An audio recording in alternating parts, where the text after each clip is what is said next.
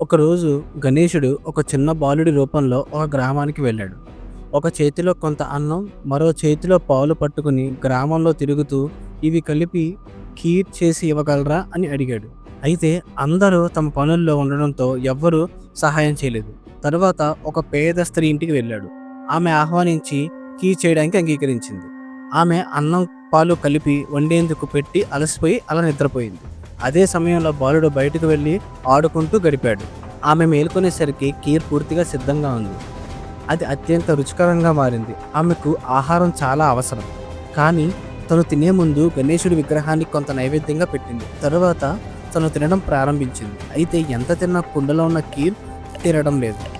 బాలుడు తిరిగి వచ్చాక ఆమె ముందుగా తిన్నానని, అలాగే నైవేద్యంగా కూడా పెట్టానని ఒప్పుకుంది. అందుకు బాలుడు చిరునవ్వుతూ, నీ చేతులారా గణేశుని విగ్రహానికి ఇచ్చిన నైవేద్యం నిజంగా నాకు అందిన ఆహారమే అన్నాడు.